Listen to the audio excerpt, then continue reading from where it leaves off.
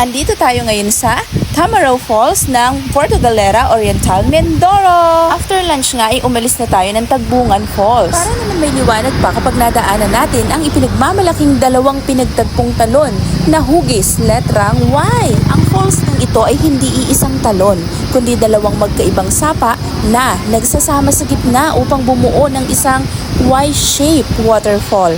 Ito ay kakaiba kumpara sa ibang talon sa Pilipinas na karaniwang nagmumula lang sa iisang pinanggagalingan. Ang hugis Y na ito ay hindi lamang visual spectacle kundi sumisimbolo rin ang pagkakaisa ng kalikasan.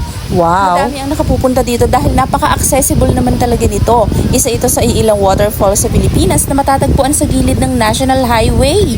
Dahil dito, marami ang hindi inaasahang turista ang natutukso na huminto upang sandaling humanga o magpahinga. Isa na tayo doon lagi nating nadadaanan para itong natural na welcome signage ng Puerto Galera. Ang accessibility nito ay isang dahilan kung bakit ito naging paboritong stopover ng mga turista, kaya maki-stop na rin muna tayo, maging ang mga riders at local travelers. So minsang naging lokasyon din ito ng indie films at music videos talaga. Ayon sa ilang lokal na kwento, ginamit na rin ang Tamaraw Falls bilang background sa ilang indie films at OPM music videos, lalo noong early 2000s. Hindi man laging nababanggit sa credits, ang mga director at production crew ay pumipili sa lugar dahil sa magandang natural na lightning at dreamy mist ng tubig. Nako talaga ha.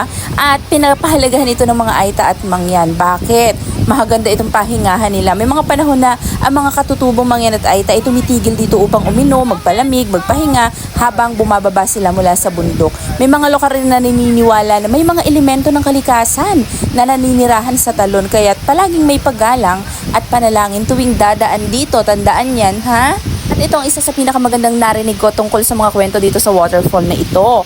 Ang kwento ng malakas at maganda ng Tamaraw Falls. So, akala ko nasa aklat lang yun, si malakas at si maganda.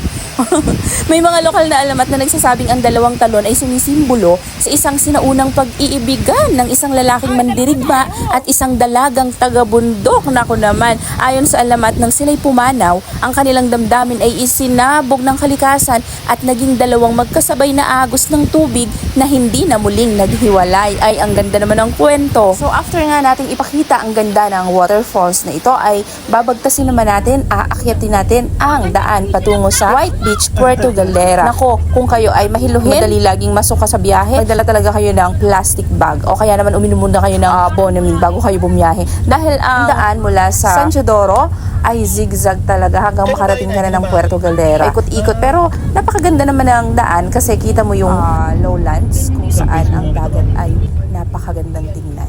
Di ba yung mga nagdagat dyan mahal?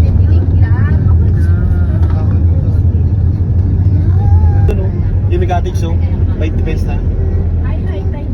Ganda kayo, opo. Meron dong berhen. No parking, both inside. Both sides pala. Binibenta yung resort. Ate, Diyan tayo? binibenta yung resort na yan. Ma? Siguro, parang 70 million? Diyan daw tayo? Ito yun, 70 million binibenta. Parang, kaya nga eh. Pero ako, Jason, kung may 70 million, hindi na ako bibili. Tama tayo, yan. Mamasarap na ako. Ayun, ano. Saan siya doon?